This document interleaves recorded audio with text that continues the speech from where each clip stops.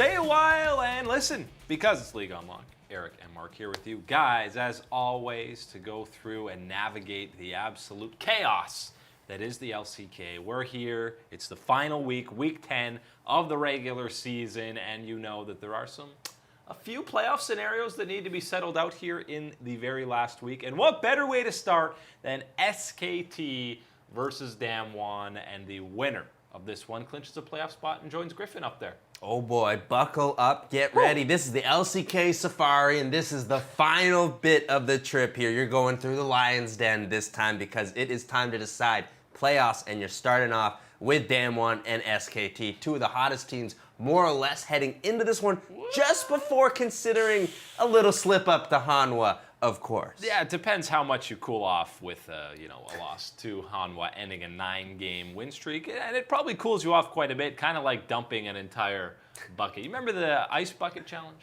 The Hanwha Life Challenge is hitting the LCK. Yeah, they're taking down everyone in the top, but SKT versus Damwon and game one. The rosters you were expecting to see, no real subs. The main guys who have been there the whole time, and you get Faker on Karma, and this is an Uzi comp that you're seeing with a Karma and Tom Kench for Teddy on that Varus, but early on, it was Clid on the Scorpion getting Khan some first blood. Working out early in that top side, getting a nice advantage for the Kennen up there, and this is one of those situations where, yes, you have Faker playing that Karma, looking for him, that big brain, still playing a support.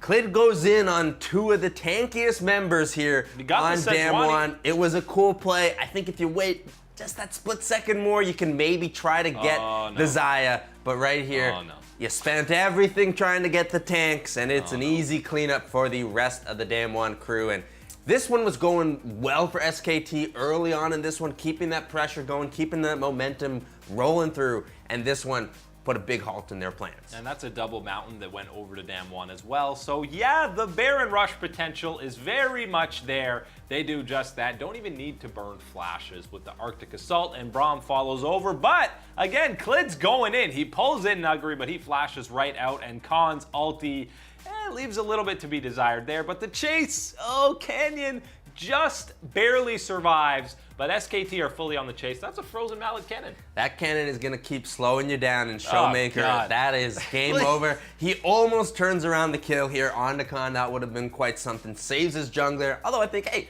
might have been better to keep the Baron buff on the Akali there, but here it is, SKT getting caught too far ahead there. That's Teddy and Effort way ahead of the tank line that they needed there, and immediately Damwon take advantage. Yeah, just definitely caught out of position there, and eventually Clid goes down as well. Effort completely sacrifices for Teddy, and Teddy, why are you getting the CS? No, not again. Nobody's around. You have no vision in the bush. Effort is unable to save him this time. In fact, he dies with his brethren, and Faker eventually gets chased down. And this is, look, Damwon set up right in the mid lane, 3 dead. That's it. Yeah.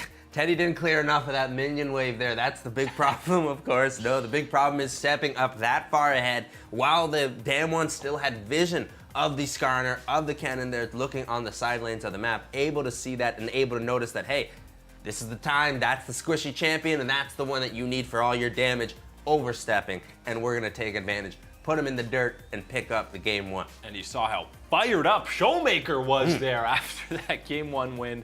Going to game two, and it is Khan on that Renekton. He meets Canyon early on here, and he is going to lose this 1v1. It's very close, though. By the way, Mata subs in for game two for SKT. Been a long time since we've seen him on the Rift. Right, there's certainly a situation here where I would think it'd be something a little bit maybe more similar to the way we've seen junglers subbed out in the past year. That might be the way that SKT want to work forward with Mata here, but it is not exactly turning the things in the favor for SKT fast enough. Yeah, and he got the Volley Bear support, which has been a staple pick here in the LCK. The problem is Showmaker got the Akali again, which is a little bit terrifying, but this time it's the bottom lane dive. Mata gets it started as the rest of SKT shows up. Nuclear and Barrel both in a bit of trouble. They both do fall, 2 kills to SKT, but opposite side of the map, Canyon and Nuggery counter in the top lane. Ah, that is, man, that's a lot of crocodile tears being shed up there in that top lane, making quite the handbag here for Damwon.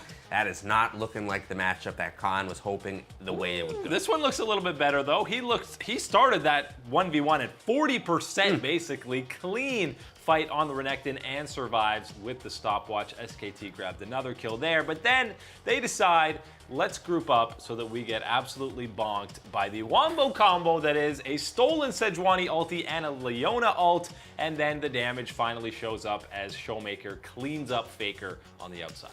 Right, this is one of those situations here when we had been looking at getting the Akali for Showmaker in game 1. That was a little bit of a surprise already, knowing what he's been able to do on that champion. And then again, gets it again in game 2 situation here. Not acceptable really from SKT in this point in position here, because the rest of the draft, more or less okay here, but allowing something like that to go through to Showmaker once again, can't let that happen. And that engage there by Barrow was actually insane. He flash E's in with the Leona, and I'm pretty sure mid-E he's casting the ulti along the way. That's a lot of buttons to press. And obviously the engage worked out pretty damn well as almost all of SKT falls down. It's only Clid left alive, and yes, that is going to be a Baron again over to Damwon. Teddy can only shoot a Prey Seeker that does absolutely nothing, and now we get to fight over the Elder Drake. Oh, always got to be fighting over this Elder Drake, but it didn't even matter about the Elder Drake because you engaged before it here and to get them right where they wanted SKT to be. Run, Teddy! Oh. Nope. As soon as that E hits you, you're goner right there. That's for sure. You're already going into all chat. GG, boys. Thanks for this one. Looking forward to heading off against Sandbox. Yeah, and Clid trying to steal the minions so that they don't have anything to take down the turrets, but that is a last-ditch effort, and it's just Mata left watching as he subs in, and it doesn't make a difference for SKT. 2-0 for Damwon. Overall, really solid play from them, and they just outclassed SKT in team fight after team fight in this series. Right, when I'm looking at this series though, I'm thinking a bit different. I'm looking at game 1 specifically on the SKT side, that there's a couple of small mistakes, couple of things maybe engaged a little bit too early, just missing a couple of things, maybe overextending and not exactly looking at the state of the map and keeping that in mind at the right time. Things that you do, of course, need to do at all times here. I think game 1 could have been one that SKT, very small changes, could have found a way to win that one. Game 2, of course, though, I think that one absolutely, Damwon really started to turn it on, find their strengths there. And of course, hey man, Showmaker on that Akali, that is an MVP level performance. Yeah, and Faker Karma both games. So, I mean, there's some pick bans that you can always nitpick about, as is the case. Basically, whenever SKT loses, I feel like people's first reaction is, the draft was terrible. Otherwise, we would have won. But hold on here. That Karma was doing okay, and it's the idea, of course, behind Faker playing something as supportive like this is you got that big galaxy brain, all that playmaking, everything like that. But of course, he's gonna be the one helping facilitate even more damage coming through on your side. But it doesn't really matter too much because when that Varus, that damage steps up too far and is popped, well, the Karma doesn't matter anymore. Yeah, it doesn't matter when he's not shielding because he's already dead. But basically the worst possible time to lose 2 games in a row for SKT. They haven't clinched playoffs yet. Damwon have. The second series of the day was KT versus Sandbox, which on paper should be clean, easy for Sandbox. But we got to jump right to game 3 for this one because, well, first off, it needed game 3, and this ended up being the longest game of the split. And you know, when Elder Dragon becomes the main contest, gotta love it, and main part of the entire game, then it's gonna be a fun time. Ghost and Prey put on a show in this game. You had Ghost patented Draven pick, who was disgustingly fed. They were both 6 items, no boots at this point in these team fights, and the game looks like it's over here. Sandbox, you know, pretty convincing win in this fight, but Prey is still hanging out and running around, and he runs around for a long time on this Lucian, and basically you catch him out, you kill him, the game is over, but this is a little bit of vintage Prey that we get to see, Mark. Oh man, this is the real treat here, okay? QSS, flash the threshold. That's one, here we go. Okay, and then they have to run, so Prey keeps the game alive, but then this team fight again in the mid lane. This is double Elder that we've seen Sandbox get now. And check out BDD on the Xerath on this pick, by the way. Where's he gonna ulti? Right in front of everybody's face. And then Ghost says, oh, look at this. Auto E. He dies immediately. Prey, check out the burn on this double Elder. He goes down. The GA gets popped for Ghost. He's still alive, on fleek, cleans it up. That's an ace. That's game.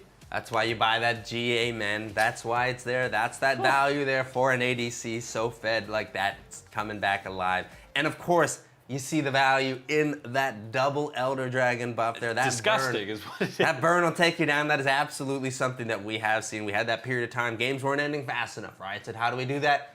Make these buffs gotta really even help stronger. teams.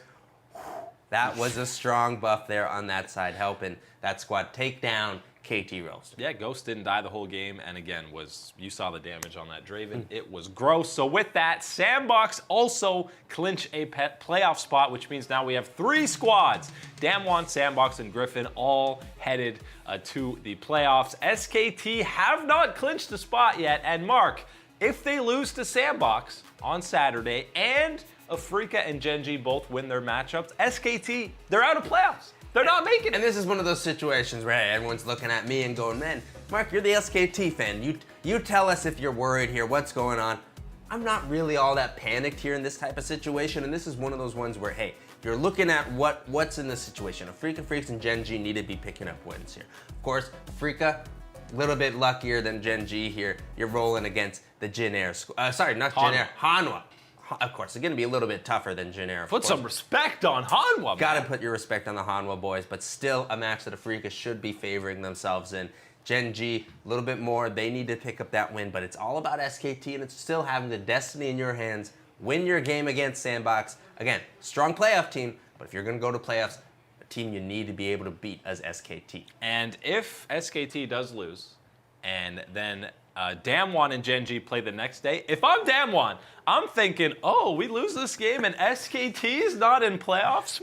That's something I'm considering. I think they're going to consider it. I don't know if we're going to see something as wackier, maybe a little bit shady as that type of thing to throw away a game and try to get SKT out of there. A glacial comp, that's all. Hey, just got to roll a little bit of TFT. Call up Team Liquid. We can give you some help on how to maybe run one down, but maybe look a little competitive. Yeah, but the playoffs are still going to be absolutely insane. Obviously, the seeding still needs to be figured out. But SKT, you're right. They still hold the destiny in their hands. If they beat Sandbox, they're in. If they lose, then it's up to whether or not Genji can take down Damwon. So it will be an absolutely nutty weekend in Korea.